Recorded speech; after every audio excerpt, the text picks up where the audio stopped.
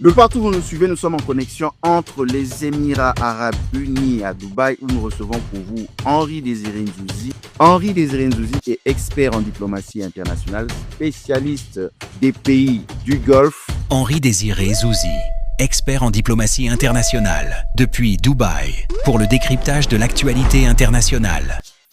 Accepter les fameux accords d'Abraham de 2020 sous le premier mandat de Donald Trump et qui, d'une certaine manière, permettait à certains pays arabes de normaliser leurs relations avec Israël. Diffusion ce 26 novembre à 14h Dallas, minuit Dubaï, 21h Kinshasa. Malgré sa petite taille, le Qatar s'est imposé comme un médiateur incontournable. Actualité, visite de l'émir au Rwanda et en RDC, pays du Golfe incontournable que la Chine et les États-Unis. Puissance militaire, coopération sud-sud. L'Arabie Saoudite est le premier importateur d'armes au monde. Henri Désiré Nzouzi sur Wangila Connect. Abonnez-vous. Henri Désiré Nzouzi est aux Émirats Arabes Unis à Dubaï. Wangila Connect. Connectez l'Afrique au monde.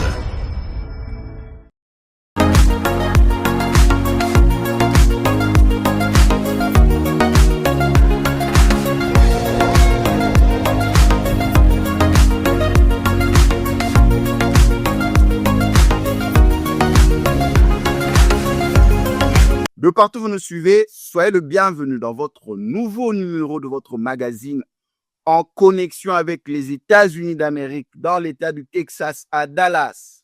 Comme vous le savez, l'émir du Qatar était en visite officielle au Rwanda et en République démocratique du Congo pour la toute première fois. C'est dans ce cadre que nous nous retrouvons dans un JT diplomatique exceptionnel en connexion avec Dubaï pour parler des grandes puissances arabes qui impactent le monde. Il a l'art, il a la connaissance, il a l'expertise et il va dans les fintech arabes de haut niveau pour pouvoir se ressourcer. Henri Désiré Nzouzi, expert en diplomatie internationale, spécialiste international du monde arabe et des grandes puissances arabes. Il est le producteur associé du JT diplomatique. Il est l'initiateur des apéros de la diversité et du networking. Nous sommes très heureux d'être en connexion pour parler de l'actualité internationale en connexion entre Dallas et Dubaï. Henri Désiré Nzouzi, nous vous saluons. Merci infiniment de m'accueillir. C'est un plaisir de vous retrouver, ainsi que ceux qui nous écoutent et qui nous suivent. Henri Désiré Nzouzi, vous êtes expert du monde arabe. Vous vous retrouvez souvent dans les pays arabes pour se mettre à niveau dans les fintech, mais vous étiez à Londres, passé par Kinshasa, après Bruxelles, et vous vous retrouvez là, à Dubaï. Quel est l'objectif de votre visite maintenant là, à Dubaï?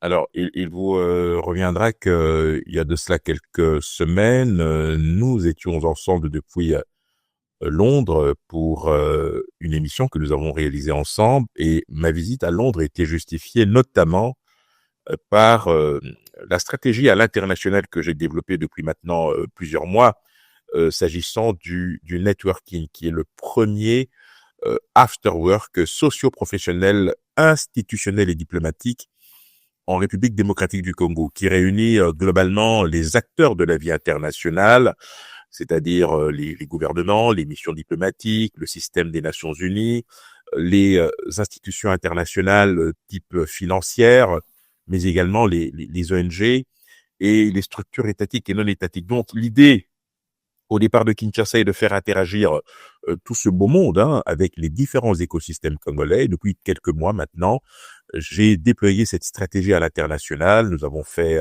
le Caire en Égypte, Doha au Qatar, New York aux États-Unis, récemment Londres, et ma présence à Dubaï s'explique tout simplement par le fait que je suis en train de préparer une édition spéciale Dubaï qui devrait se tenir dans les prochains mois, en tout début d'année prochaine, donc 2026, ce qui permettra de poursuivre cet ancrage que nous appelons de nos vœux avant de revenir sur le continent africain pour une édition spéciale qui, je peux déjà vous l'annoncer, aura lieu à Abidjan en Côte d'Ivoire.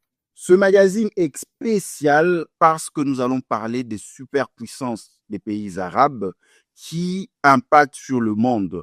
Henri Désiré Nzouzi, tel un prophète dans sa nation, est un expert spécialisé dans le monde arabe parmi les rares, souvent appelé dans des grandes chaînes internationales en tant que contributeur, et nous avons l'insigne honneur de parler de ce sujet important suite à la visite de l'émir du Qatar en Afrique, plus précisément à Kigali et à Kinshasa. Henri Désiré Nzouzi, la toute première question que nous allons vous poser, quelle lecture faites-vous de la visite de l'émir du Qatar au Rwanda et en RDC? Et que rêvait-elle de la nouvelle diplomatie arabe en Afrique? Henri Désiré Nzouzi. Écoutez, avant de vous répondre, je pense qu'il est important de planter le décor et de revenir Oui, planter le décor, Henri Nzouzi. Revenir aux fondamentaux. Ce qu'il faut d'emblée avoir présent à l'esprit, c'est que la diplomatie arabe se caractérise par un activisme multipolaire qui, au fond, s'articule autour de médiations, de coalitions variables, mais aussi d'une diplomatie d'influence qui est, il faut bien le dire, adossée aux États du Golfe. Cette manière de voir les choses s'explique par le fait qu'il faut impérativement tenir compte des ressources énergétiques qui sont effectivement le point fort de ces monarchies du Golfe et qui servent en réalité non pas de monnaie d'échange, mais de garantie quant à leur capacité réelle ou supposée de pouvoir s'imposer comme des interlocuteurs fiables. En dehors des ressources énergétiques, vous avez effectivement les plateformes médiatiques et de ce point de vue-là, il faut bien dire les choses telles qu'elles sont. L'Arabie Saoudite, par exemple, et les États du Golfe se sont depuis très longtemps d'ailleurs affirmés comme de véritables hubs de négociation, accueillant des pourparlers entre, je dirais, plusieurs puissances rivales et en s'insérant également, je dirais, dans la résolution de crises régionales et internationales. Alors, évidemment, il y a le point noir, si l'on peut s'exprimer ainsi, c'est que sur certaines questions qui touchent très particulièrement le monde musulman, on peut avoir le sentiment d'une stratégie à deux vitesses.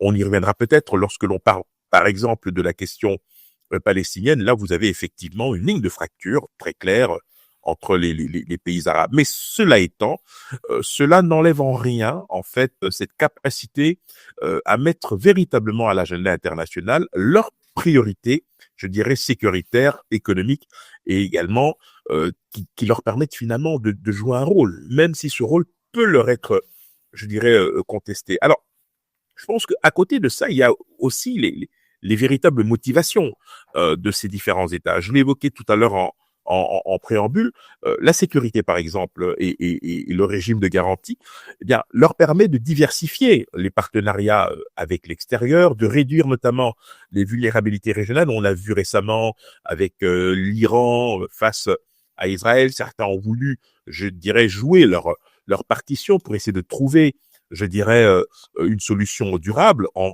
encadrant, par exemple, les menaces. On l'a vu, je viens de l'évoquer, avec les instabilités venues de pays voisins, et cela se fait par une diplomatie que je qualifierais d'équilibre, en fait. La deuxième chose qui est importante, c'est le statut et l'image. Ces pays ont véritablement à cœur de peaufiner, d'entretenir une image qui se veut, je dirais, moderne, tolérante sur certains sujets. L'idée, c'est de projeter un rôle de médiateur fiable et de devenir, par la force des choses, une sorte de, je dirais, de centre de gravité diplomatique, ce qui leur permet finalement d'augmenter leur légitimité à l'international, parce que ce n'est pas tous les jours effectivement qu'on voit comme ça des pays, des puissances émergentes se positionner pour la résolution de certains conflits. Et on voit très bien aujourd'hui avec une Europe qui est à l'arrêt quasiment au plan diplomatique et une Amérique qui se veut très volontaire, pour ne pas dire velléitaire, on a parfois effectivement le sentiment que l'espace est beaucoup trop occupé par ces derniers, mais avec cette diplomatie du Golfe, on voit qu'il y a une volonté d'augmenter la légitimité internationale avec effectivement une marge de manœuvre politique qui se veut beaucoup plus grande. Dernière chose, si vous le permettez, la diversification économique. Alors, elle peut se traduire de plusieurs manières, parce qu'on l'a vu depuis de très nombreuses années, ces pays utilisent les investissements, notamment dans les infrastructures, notamment dans la finance, en faisant des acquisitions importantes. On a vu ces dernières années, par exemple, le Qatar acquérir un certain nombre de, je dirais, de joyaux de la couronne, de bijoux de famille en France. Ils ont pris le contrôle du PSG, ils ont racheté un certain nombre d'entreprises importantes, ils ont augmenté leur capitalisation dans l'industrie. Ils ne l'ont pas fait seulement en Europe, ils se positionnent également sur le continent africain. Donc, ça leur permet en fait d'utiliser ces investissements comme de véritables leviers de pénétration et d'interdépendance avec notamment le Sud global.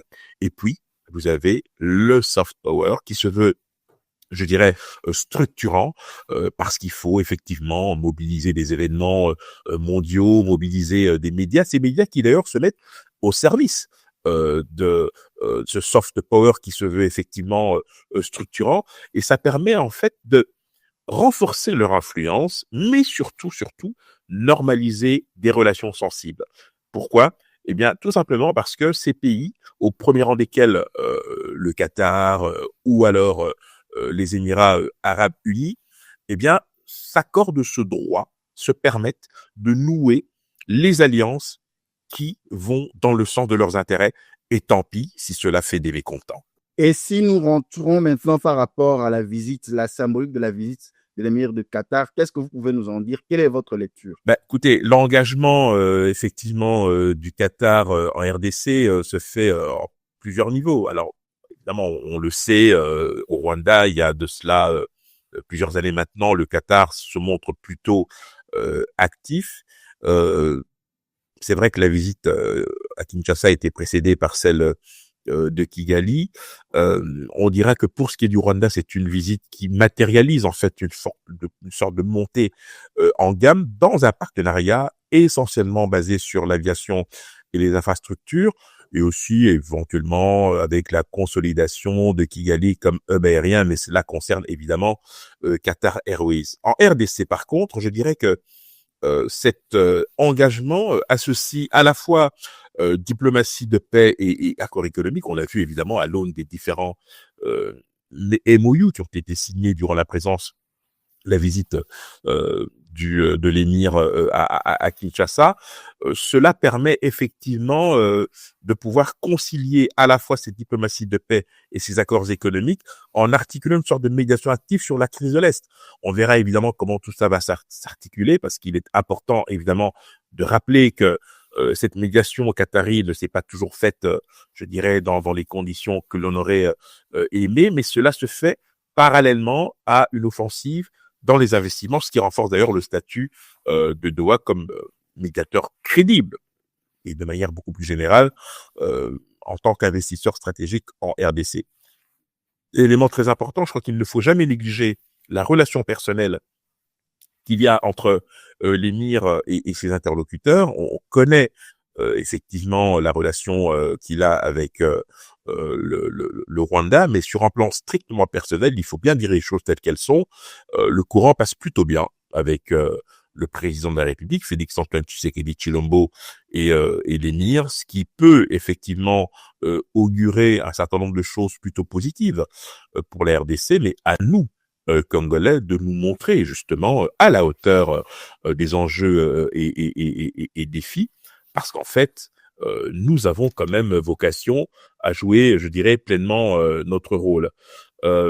Pour revenir, si vous le permettez, j'aurais quand même insisté un peu sur l'implication du Qatar en tant que médiateur dans la crise de l'Est.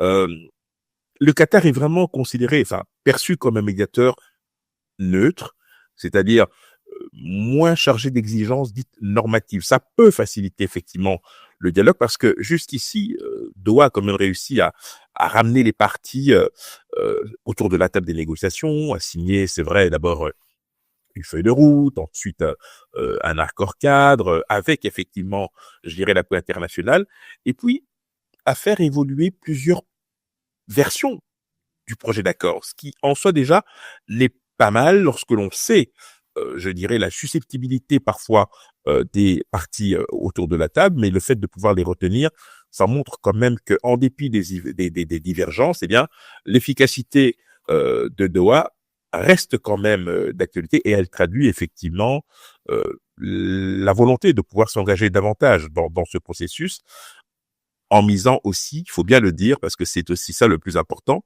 sur la bonne foi des signataires, parce que vous pouvez réunir autant de monde que vous voulez autour de la table, si à un moment donné vous n'avez pas d'engagement formel, je dirais, de leur part, là ça devient effectivement compliqué en fait. Mais pour autant, je pense qu'il faut saluer cette médiation et surtout se féliciter, je dirais, de la qualité des relations entre le président de la République et l'émir et les perspectives économiques qui sont liées effectivement à cet engagement. De partout où vous nous suivez, nous sommes en connexion entre Dubaï et Dallas, où nous recevons pour vous Henri Désiré Nzouzi, expert en diplomatie internationale, expert dans le domaine de la diplomatie arabe et initiateur des apéros de la diversité, du networking et producteur associé du JT diplomatique. Nous allons suivre cet élément, le Qatar, à nouveau faiseur de paix. Suivons et revenons après.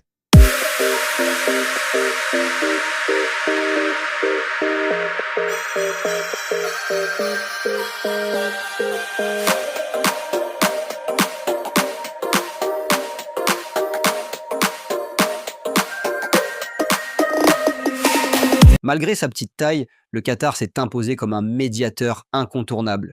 Fort de sa richesse gazière, l'Émirat mène une diplomatie tous azimuts pour renforcer son influence et sécuriser sa position sur l'échiquier géopolitique mondial. En Afrique centrale, Doha a facilité les pourparlers entre la RDC et le Rwanda visant à un cessez-le-feu avec le M23. Cette implication illustre sa stratégie d'intervention dans des conflits complexes où les canaux de dialogue sont rompus. Le Moyen-Orient reste un terrain d'action privilégié. Le Qatar est un pivot dans les négociations entre Israël et le Hamas, œuvrant pour les échanges de prisonniers et les trêves. Il tente également de jouer un rôle dans la crise soudanaise. De l'accord États-Unis-Taliban en 2020 à la gestion de l'aide humanitaire, Doha se présente en plateforme neutre. Cette ambition, bien que parfois critiquée, lui vaut une reconnaissance internationale et un statut d'interlocuteur indispensable.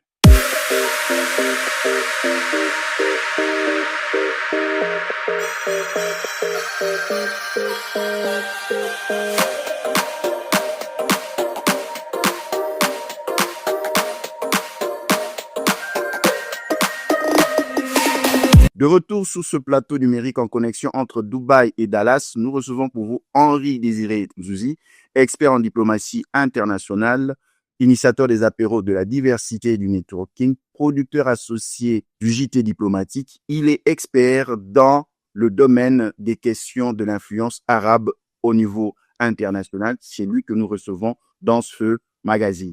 Henri Désiré Nzouzi, est-ce que nous pouvons dire que l'Arabie Saoudite, le Qatar sont maintenant devenus des acteurs diplomatiques aussi incontournables que la Chine et les États-Unis d'Amérique? Oui. Oui, à la différence cependant que les Russes, les Chinois, les Américains ont toujours, je dirais, une arrière-pensée de marchandage, en fait. C'est-à-dire qu'il y a un moment où la force va véritablement s'imposer en tant qu'ultime recours. On a vu comment est-ce que Donald Trump a contraint le Hamas et Israël à cesser le feu, même si ce cessez-le-feu n'est pas, je dirais, respecté. On a vu comment est-ce qu'il a réussi à décréter unilatéralement un cessez-le-feu au plus fort de la crise entre l'Iran et Israël. Et on a vu aussi comment est-ce que les États-Unis se comportent vis-à-vis de l'Ukraine. À l'inverse, je dirais que les Qataris, les Émiratis, les Saoudiens ont une approche beaucoup plus soft. Pourquoi? D'abord parce qu'en fait, ils mettent d'abord et surtout en avant leurs valeurs. Et je crois que ce socle de valeurs repose en partie, voire essentiellement, sur cette croyance inébranlable qui consiste à disons, respecter les prescrits de l'islam, qui se veut tolérante, ouverte sur le monde, et qui se veut, je dirais, à un point d'équilibre entre, je dirais, des tendances qui peuvent s'avérer antagonistes ou, je dirais, contradictoires. L'autre chose, je l'ai évoqué tout à l'heure, c'est que cette position d'équilibre autorise en fait ces pays à faire intervenir des interlocuteurs qui ne sont pas forcément de premier plan, mais qui peuvent tout simplement ouvrir d'autres perspectives, qui peuvent aboutir à des compromis acceptables par toutes les parties. Et puis la dernière chose, c'est que en se positionnant comme une alternative aux médiations, je dirais, traditionnelles, les pays du Golfe ont précisément cette opportunité de montrer ce dont ils sont capables. D'abord que, ils ne sont pas partie prenante, soit parce que ils n'ont pas un intérêt direct ou indirect, soit parce que, dans le cas de la RDC, par exemple, le Qatar n'est pas une ancienne puissance coloniale, donc on ne peut pas soupçonner, en fait, ces pays, je dirais, d'arrière-pensée, même s'il est vrai qu'aujourd'hui, dans la diplomatie, on peut mettre en avant un certain nombre, je dirais, d'objectifs ou de principes pour s'imposer, mais il reste que si ces pays exercent aujourd'hui une attractivité importante, et on le voit, c'est précisément parce qu'ils se donnent les moyens. Et ils le font là où les médiateurs ou les médiations traditionnelles ont échoué. Henri Désiré Nzouzi, l'Égypte, les Émirats et l'Arabie Saoudite ont récemment signé des accords majeurs avec la Chine, l'Union européenne et les États-Unis d'Amérique simultanément. S'agit-il d'un alignement multiple ou d'un nouveau paradigme stratégique? Écoutez, moi je parlerai volontiers de multi-alignement, hein, parce que je donne un exemple très concret. Prenez les BRICS par exemple, bon, Brésil, Russie, Inde, Chine, Afrique du Sud, plus les 10 pays qui les ont rejoints, parmi lesquels l'Égypte. D'ailleurs, ça faisait partie du questionnaire. Hein. Oui, bah écoutez, voilà, ces pays-là, certes, ils représentent près de 60% du PIB mondial, quasiment la moitié de la population, etc. Mais ils ne sont pas d'accord sur tous les sujets. Regardez la tonalité des uns et des autres par rapport à ce qui se passe en Ukraine, par rapport à ce qui se passe en Israël, par rapport à ce qui se passe en RDC. Ils ne sont pas toujours d'accord, mais ça ne les empêche pas d'avoir des destins liés sur des questions essentielles. Le multi-alignement se caractérise notamment par cette opportunité qui est offerte aux différents acteurs de nouer les alliances qui les arrangent, hein, les alliances de leur choix, sans subir le diktat de tel ou tel bloc. C'est vrai qu'il y a de cela une vingtaine d'années, les pays avaient beaucoup de mal, surtout africains, à se déterminer parce qu'ils ne voulaient pas se mettre à dos leur puissance traditionnelle, tutélaire, parce qu'ils ne voulaient pas insulter l'avenir. Aujourd'hui, on voit comment les choses se précisent. Et je remonte à 2022, et ça c'est quand même important de le rappeler.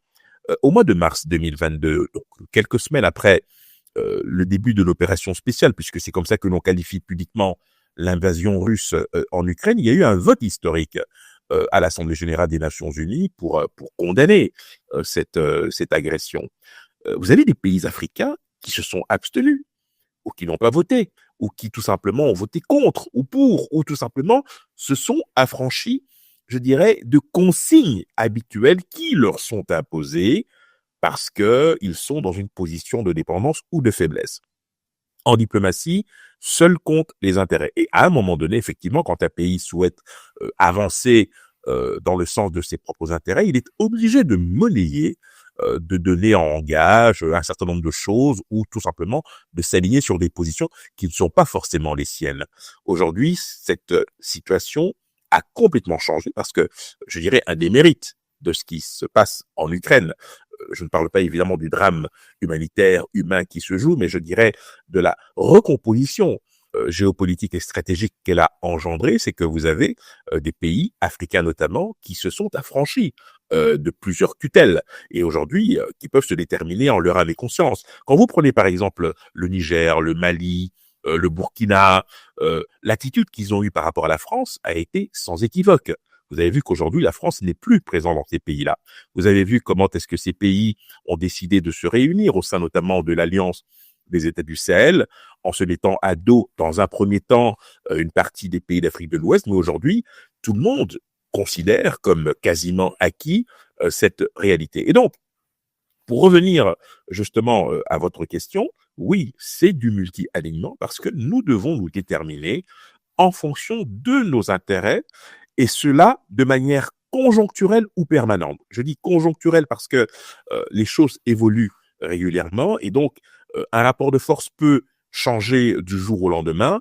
Il faut se donner les moyens de maintenir ce rapport de force dans le sens de nos intérêts, de la même manière que nous ne devons jamais insulter l'avenir ou fermer la porte à un allié potentiel. Parce qu'effectivement, dans ce qui nous arrive aujourd'hui, plus grand sera le nombre de nos alliés et plus grande, effectivement, sera notre capacité à trouver la voie d'une solution durable. Henri Désiré Nzouzi, une toute dernière question. Est-ce que l'effet d'appartenir au pays à connotation musulmane ou islamique fait nécessairement de coopération ou collaboration entre pays arabes? Je prends le cas du Burkina Faso et d'autres pays qui sont à connotation musulmane. On ne sent pas vraiment cet investissement des pays de Golfe. Pourquoi? Est-ce que vous pouvez nous situer? Bon, alors, c'est vrai, votre question est extrêmement, effectivement pertinente. Mais je dirais, je parlerai plutôt de socle de valeurs. D'abord parce que certains des pays que vous citez, qui sont effectivement de confession musulmane, je parle des pays d'Afrique subsaharienne de confession musulmane, sont arrimés pour certains d'entre eux à l'organisation internationale la conférence internationale islamique, et certains sont extrêmement actifs dans d'autres cénacles pour lesquels effectivement vous avez un certain nombre d'affinités culturelles et autres qui effectivement plaident en faveur d'une plus grande, je dirais, collaboration. Vous savez, le Golfe, les pays du Golfe sont un véritable laboratoire d'influence. Et vous avez parlé de pays, on peut les rappeler, le Qatar notamment, les Émirats, l'Arabie Saoudite, qui partagent, et c'est ça qui les rassemble en fait, partagent une ambition commune en fait, et celle de transformer leurs ressources énergétiques en levier diplomatique. Et cela leur permet effectivement de pouvoir, de manière audible, moins audible, c'est-à-dire discrète ou moins discrète, d'avancer leurs pions dans des zones géographiques où vous avez véritablement un désengagement des puissances occidentales, je dirais, traditionnelles. On l'a vu notamment lorsque les Russes, à travers Wagner, qui est devenu maintenant l'Africa Corps, a voulu contrarier les ambitions occidentales dans cette partie du continent. On a vu progressivement arriver d'autres acteurs. La Turquie, l'Inde, la Chine, bien évidemment, qui est probablement la mieux implantée, et puis de manière beaucoup plus discrète, mais non moins efficace, ces pays-là qui, effectivement, peuvent utiliser le levier confessionnel comme une porte d'entrée, leur permettant effectivement de pouvoir, je dirais, s'enquérir beaucoup plus facilement d'une situation. Bref, c'est véritablement une approche pragmatique qui est, je dirais, privilégié par ces pays, avec notamment des outils privilégiés, avec des outils de prédilection. Quels sont ces outils? Il faut vraiment y revenir parce que c'est ça en fait la clé et la question. Vous avez notamment les médiations. C'est vrai qu'on n'a pas vu beaucoup de pays du Golfe proposer leur médiation lorsqu'il y avait des problèmes, notamment dans les pays que vous avez évoqués, mais il y a quand même les investissements. Il y a les médias, évidemment, la religion, on vient effectivement d'en parler. Bref, c'est une forme de diplomatie d'accueil, ouverte sur le monde, et je dirais porteuse d'un certain idéal en fait. C'est celui véritablement de pouvoir prendre leur part dans un processus qui n'est pas toujours évident en fait. Mais voilà, c'est un pari gagnant, me semble-t-il. Là où beaucoup font du bruit, vous avez beaucoup plus, je dirais, de discrétion. On n'a pas besoin de faire étalage des investissements que l'on fait parce que il y a un certain nombre de choses à respecter parce qu'on n'a pas envie que notre stratégie soit éventée alors que nous sommes dans une véritable compétition. Et ça, c'est quelque chose que l'on doit vraiment avoir présent à l'esprit. Ne soyons pas naïfs, c'est un monde extrêmement dur, et je dirais que ceux qui seront en capacité de s'adapter seront véritablement ceux qui auront cette même capacité à décoder, à pouvoir anticiper et surtout à pouvoir s'adapter aux différentes, je dirais, approches qui peuvent leur être proposées. Mais encore une fois, je le redis, et c'est très important, seul compte nos intérêts bien compris. Et là, je parle de la RDC dans, je dirais, cette recomposition à laquelle nous assistons depuis maintenant plusieurs années. C'est à nous de pouvoir, je dirais, mettre en avant notre propre agenda pour ne pas subir celui des autres et surtout de nous positionner en ordre utile sur des sujets sur lesquels on peut revenir.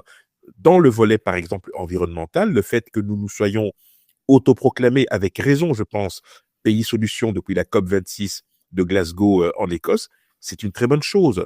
Nous avons le fameux bassin du Congo qui représente quand même 60 à 65%, je dirais, du stock d'eau douce et autres, je dirais, en Afrique en général, et plus particulièrement les Grands Lacs et l'Afrique centrale. Nous avons effectivement notre potentiel géologique qui nous est envié. Tout ça doit être mis dans notre escarcelle, c'est-à-dire ce sont des atouts que nous avons et que nous devrions avoir à cœur de valoriser. De partout où nous suivons, nous sommes en connexion entre Dubaï et Dallas. Nous recevons pour vous Henri Désiré Nzouzi, expert en diplomatie internationale, expert dans le monde arabe et les impacts des pays de Golfe, expert en diplomatie internationale, producteur associé du JT diplomatique, initiateur des apéros de la diversité et du networking. Nous allons suivre cet élément, les aéroports, les ports, les trains et les autoroutes, les méga investissements du Golfe en Afrique.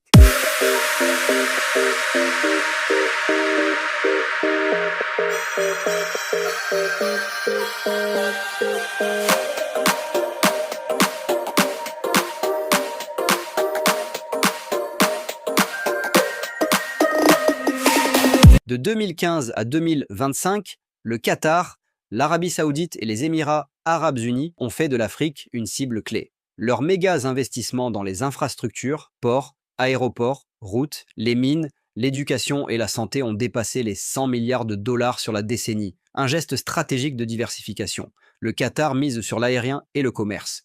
Il détient 60% du nouvel aéroport de Bugesera au Rwanda. Un projet de 1,3 milliard de dollars. Le 21 novembre 2025, l'émir du Qatar, Sheikh Tamim Ben Hamad Al Thani, a visité la RDC et signé 6 accords bilatéraux cruciaux, dont l'exemption de visa. L'accord le plus notable à Kinshasa concerne les ports entre Moani Qatar et l'Onatra SA, positionnant Doha dans la logistique centrale.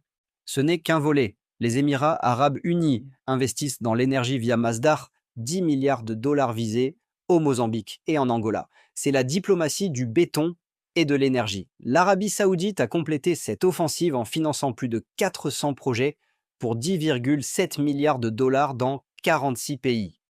Ciblant la santé et l'éducation, ces investissements massifs du Golfe dessinent une nouvelle cartographie économique durable pour le continent.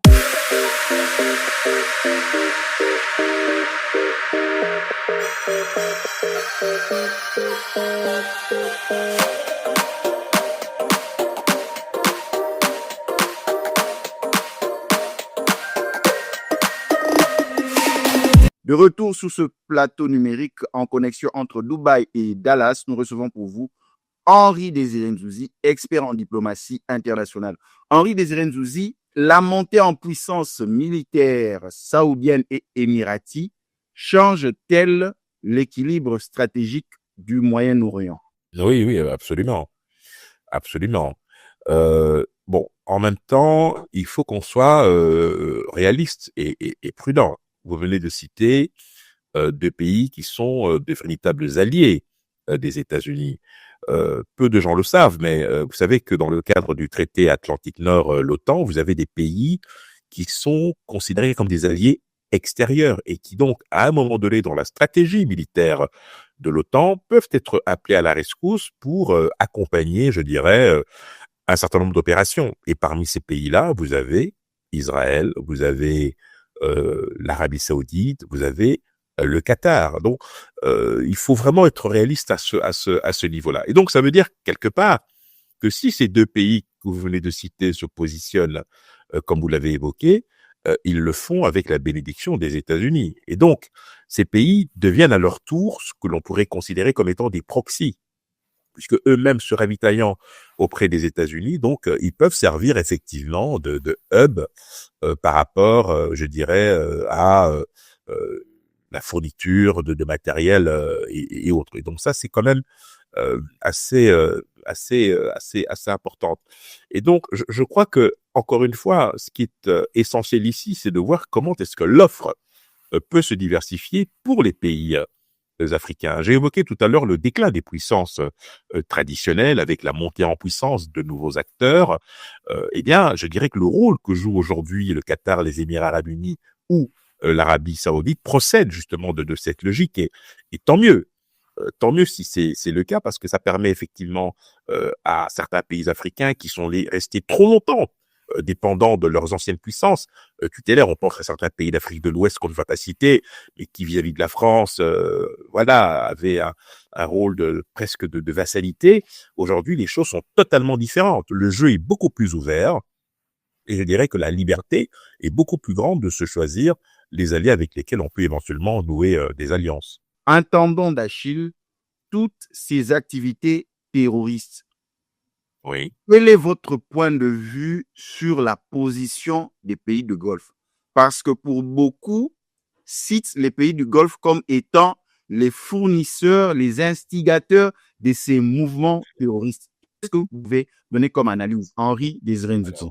Là, vous touchez du doigt, je dirais, le point noir, en fait, de tout ce tableau, je ne dirais pas idyllique, mais plutôt positif que l'on connaît et qui nous est très souvent présenté par des médias et qui procède d'ailleurs du soft power. Oui, c'est vrai. Quand vous prenez le cas du Qatar, par exemple, bon, tout le monde sait que depuis de très longues années, le Qatar a abrité les principaux chefs du Hamas qui y ont trouvé refuge, ce qui n'a pas empêché Israël d'en éliminer quelques-uns sur le territoire qatari. De la même manière, le Qatar s'est fortement investi dans la recherche d'une solution durable, puisque ayant l'avantage de bien connaître le personnel du Hamas et d'avoir directement ou indirectement accepté les fameux accords d'Abraham de 2020 sous le premier mandat de Donald Trump et qui, d'une certaine manière, permettait à certains pays arabes de normaliser leurs relations avec Israël. On peut parler de l'Arabie saoudite, on parle également du Bahreïn, on parle des Émirats et dans une certaine mesure le Maroc. Oui, effectivement, il y a cela, mais n'oubliez jamais que le cœur du problème reste la question palestinienne. C'est une question qui, depuis 1947-1948, je dirais, empoisonne les relations internationales. Et les pays arabes ont toujours fait front aux côtés du peuple palestinien pour qu'il y ait une solution à deux États. Alors, c'est vrai que les tonalités peuvent être différentes, mais globalement, la cause palestinienne a été endossée, a été réappropriée par ces pays arabes qui, dans un élan de résistance, ont parfois, voire souvent, décidé de se mettre du côté des opprimés pour leur donner les moyens de se défendre. De la même manière, effectivement, on a pu voir que certains groupes terroristes bénéficiaient d'une relative mansuétude ou d'une forme de tolérance de la part de certains pays que vous avez cités, encore une fois pour des raisons stratégiques.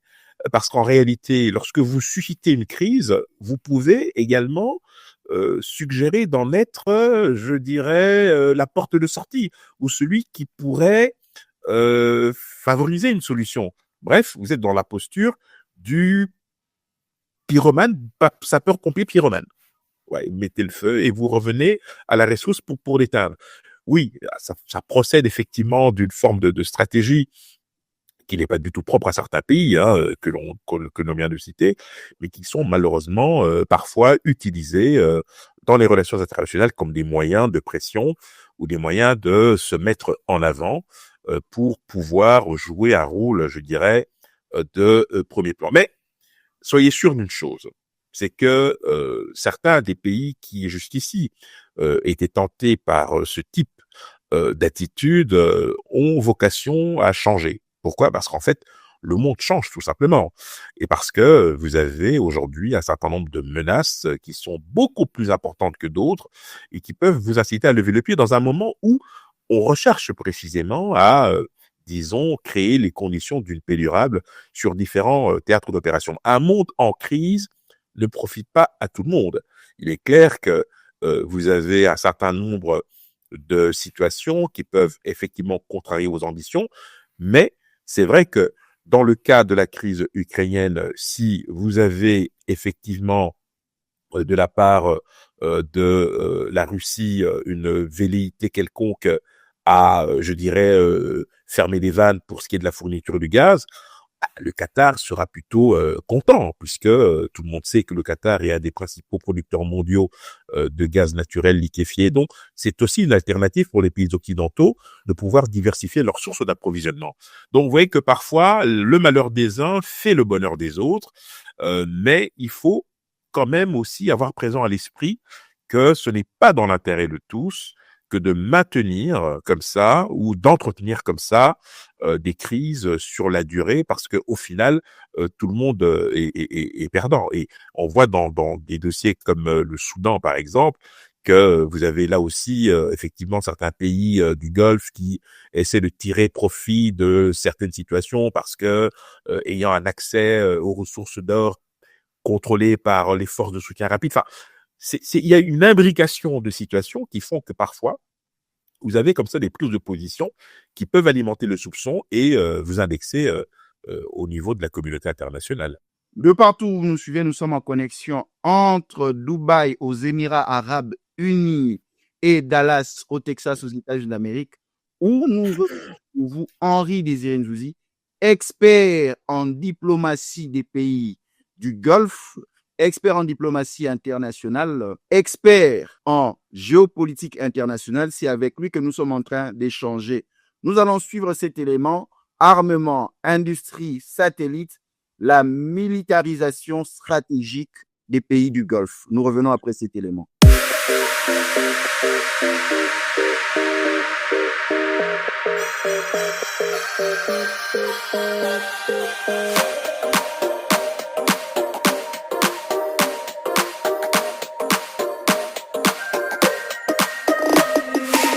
La modernisation militaire saoudienne et émiratie, alimentée par des budgets annuels dépassant les 70 milliards de dollars combinés, redéfinit les équilibres régionaux. L'Arabie saoudite est le premier importateur d'armes au monde, tandis que les Émirats arabes unis ont créé Edge Group, conglomérat émirati d'armement technologie de pointe et de défense, désormais classé parmi les 25 premiers mondiaux.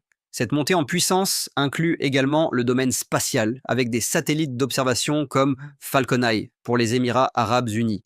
Officiellement, ces pays sont des partenaires clés de la coalition internationale contre le terrorisme, notamment Daesh et Al-Qaïda. Ils ont renforcé leurs cadres légaux contre le financement du terrorisme, sous l'égide du GAFI, groupe d'action financière. Cependant, des critiques historiques persistent concernant le rôle de financeurs privés du Golfe dans le soutien à des groupes djihadistes durant les conflits en Syrie et au Yémen. Aujourd'hui, la frontière reste complexe, notamment dans des zones de conflit où ces États mènent des interventions militaires directes.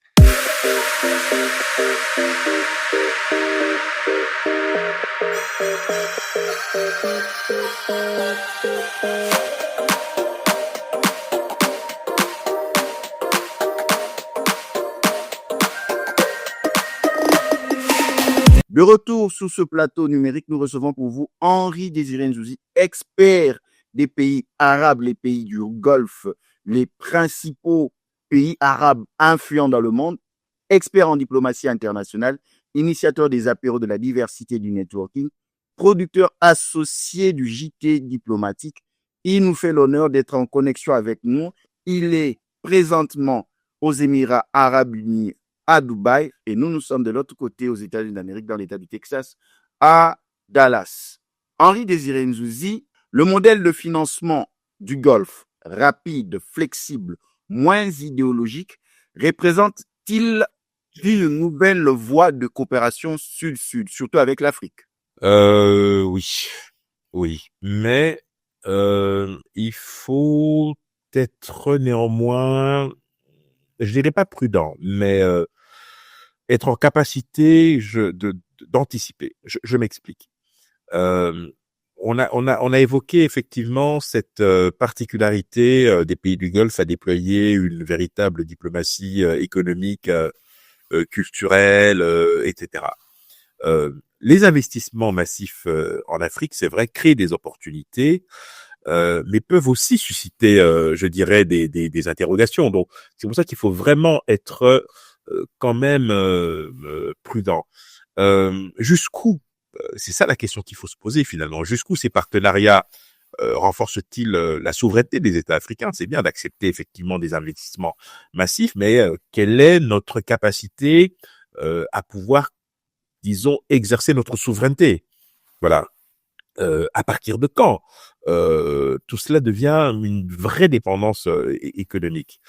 La diplomatie médiatique, culturelle, financière, religieuse, qui complète ce dispositif, façonne selon moi les perceptions et consolide donc cette influence politique.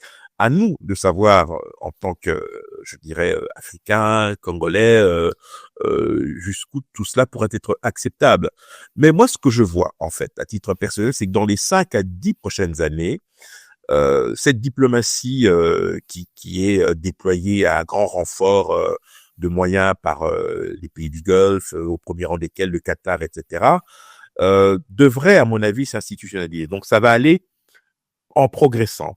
Et je pense qu'on va voir arriver comme ça des mécanismes de suivi d'accords, des hubs logistiques, on aura de la diversification sectorielle, un peu à l'image finalement de ce que la Chine a réussi à déployer, mais en sachant que la Chine joue beaucoup plus de son poids démographique et commercial pour amadouer les pays africains. Mais cela étant, je pense que plusieurs scénarios pourraient, je dirais, contrarier cette ambition. C'est tout simplement l'arrivée de nouveaux acteurs, hein, d'autres puissances. C'est vrai qu'aujourd'hui, ces pays ont plutôt le vent en poupe, mais on peut très bien imaginer des pays comme l'Égypte, l'Afrique du Sud, le Nigeria, le Brésil se montrer tout aussi, je dirais, euh, voilà, pas agressifs, mais disons volontaires pour pouvoir nouer des partenariats dans les pays africains. Il peut aussi y avoir dans ces pays-là, parce qu'on ne le dit pas assez, c'est vrai que ce sont des monarchies, mais des crises internes ne sont pas à exclure.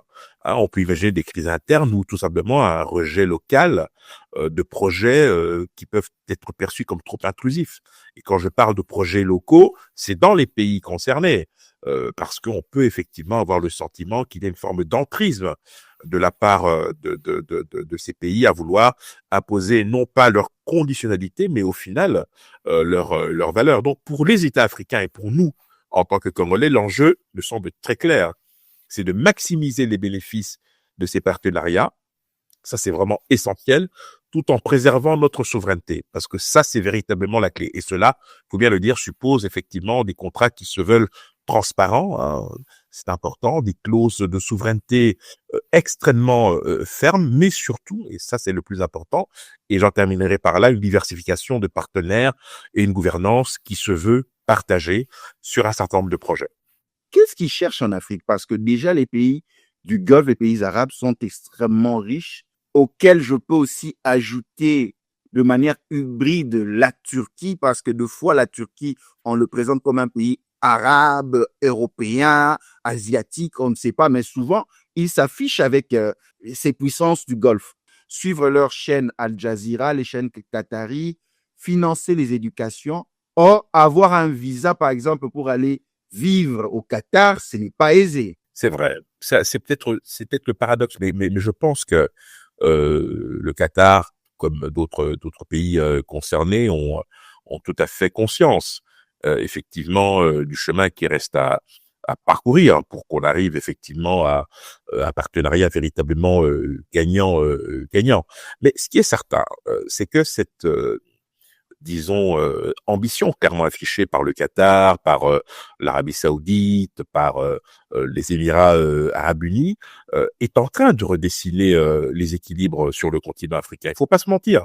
Vous avez un désengagement de puissances traditionnelles, occidentales, au bénéfice d'autres acteurs qui parfois se montrent beaucoup plus agressifs, comme la Chine, la Russie et dans une moindre mesure la Turquie et l'Inde. Mais cette diplomatie-là, il faut bien le rappeler, elle se veut d'abord et surtout médiatrice, investisseuse et influenceuse. Pourquoi ? Parce qu'en fait, le succès de cette offensive dépendra notamment de sa capacité à conjuguer à la fois ambition et humilité. Je l'ai évoqué tout à l'heure, il faut être respectueux des valeurs, des coutumes locales.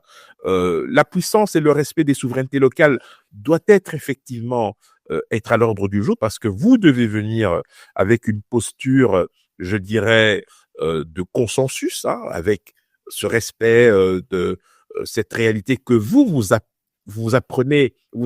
vous apprêtez à appréhender. C'est pour ça que de l'autre côté, nous, en tant qu'Africains, nous devons apprendre à tirer parti de cette nouvelle donne, sans nous laisser enfermer dans une dépendance. Et c'est ça, en fait, la clé. C'est que l'on ne sorte pas d'une dépendance pour rentrer dans une autre dépendance, même si elle se fait sans conditionnalité. Vous savez, c'est la grande différence qui a souvent été mise en avant entre les Chinois et les Occidentaux. C'est d'ailleurs les Occidentaux vous mettront des conditionnalités type droits de l'homme, démocratie, élections, etc.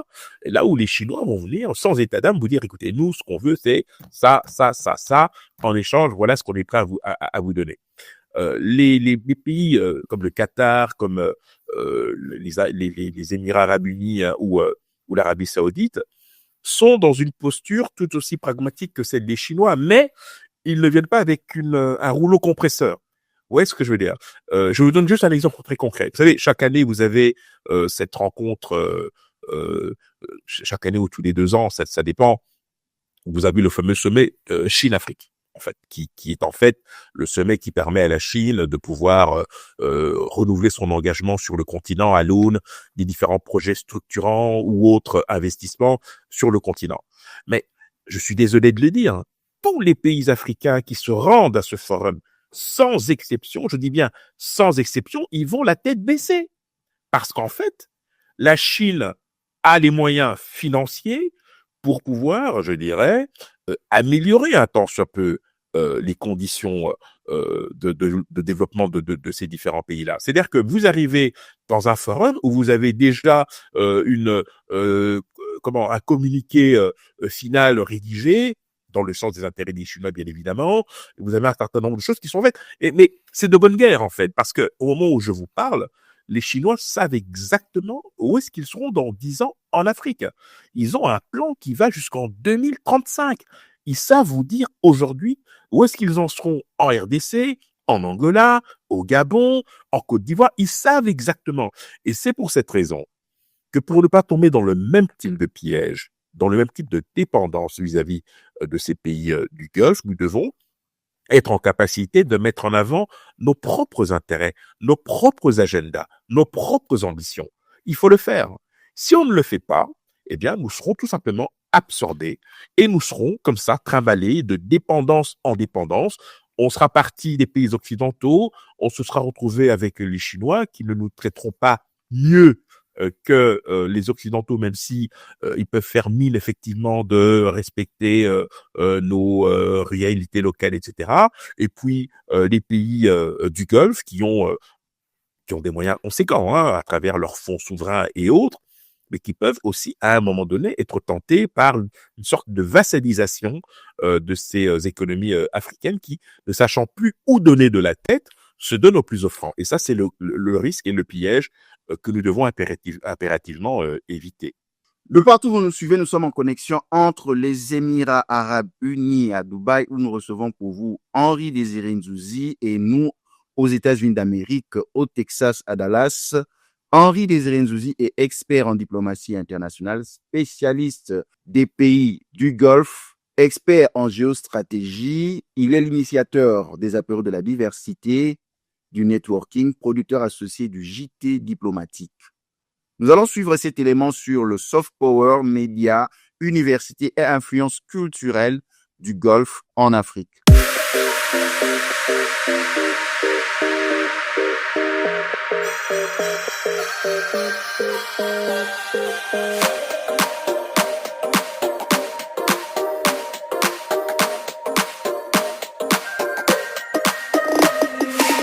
Le soft power du Golfe s'impose en Afrique via un modèle de coopération sud-sud perçu comme agile et pragmatique.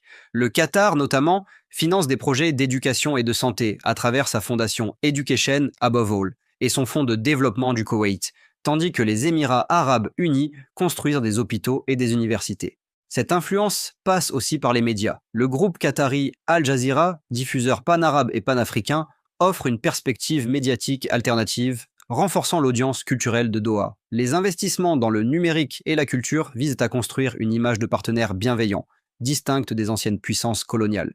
Ce modèle de financement, souvent rapide et flexible, séduit des gouvernements africains en quête de partenariats moins contraignants. Il pose toutefois question. S'agit-il d'une coopération désintéressée ou d'un outil d'influence géopolitique visant à contrebalancer le rôle d'autres acteurs comme la Chine, la Russie, la Turquie, l'Inde, eux aussi très actives sur le continent? Sans être explicitement idéologique, cette stratégie construit une narration favorable et accroît l'influence diplomatique des États du Golfe, faisant de la culture et de l'aide au développement de nouveaux leviers de puissance en Afrique.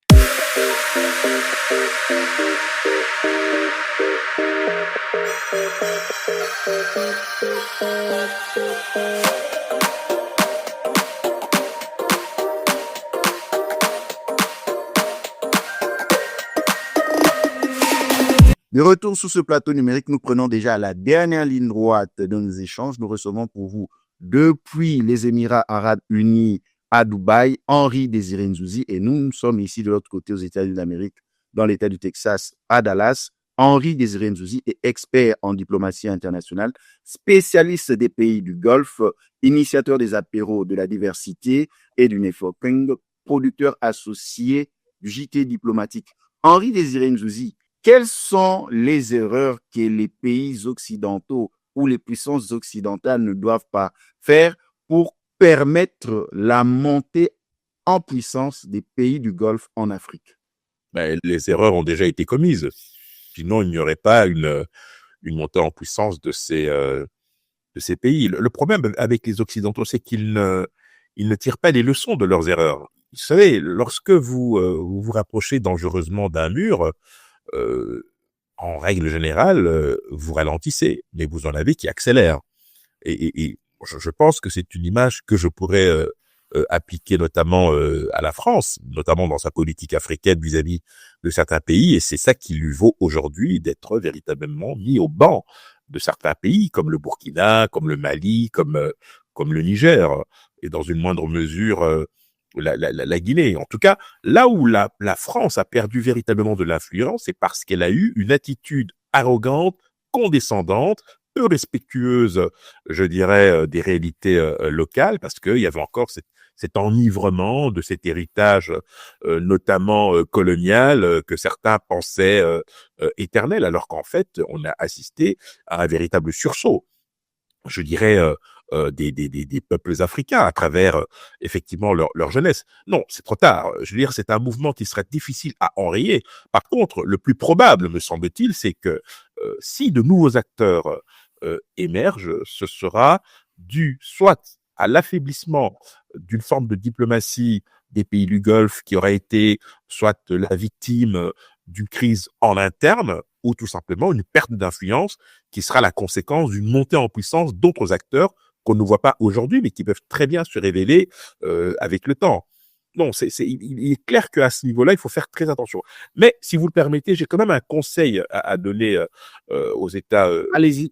pour maximiser leur partenariat tout en préservant leur souveraineté. Et ça, je le dis vraiment de manière globale, en pensant évidemment à la RDC, c'est qu'il faut d'abord favoriser des cadres contractuels robustes. C'est très important.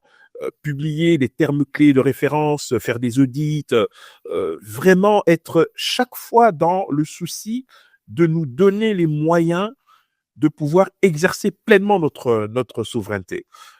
Il faut effectivement que les transferts de compétences se fassent, que les chaînes d'approvisionnement soient véritablement mises en avant. Il faut éviter la concentration des risques. Ça me paraît essentiel. Privilégier les cofinancements multilatéraux pour équilibrer nos positions qui ne sont pas toujours faciles à tenir. Et puis, il faut aussi, et ça c'est important, que nous puissions conditionner certains volets d'aide au développement, etc., à des progrès qui soient vérifiables.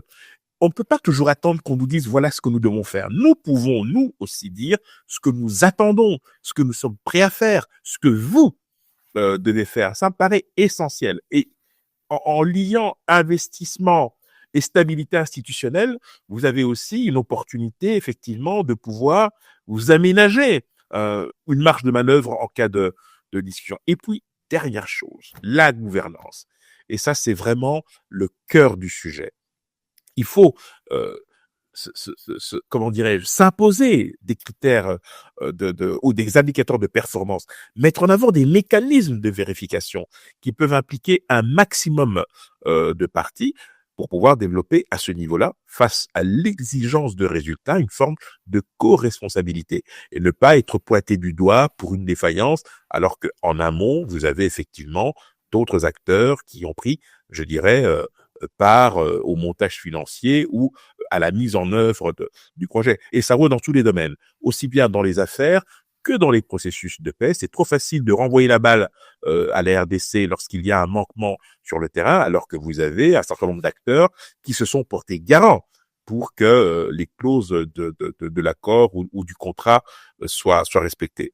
Je crois que c'est vraiment important que nous puissions vraiment nous réapproprier tout cela et nous donner les moyens d'avoir une plus grande crédibilité face à des interlocuteurs qui souvent nous jugent avec beaucoup de mépris ou tout simplement sur la base de préjugés.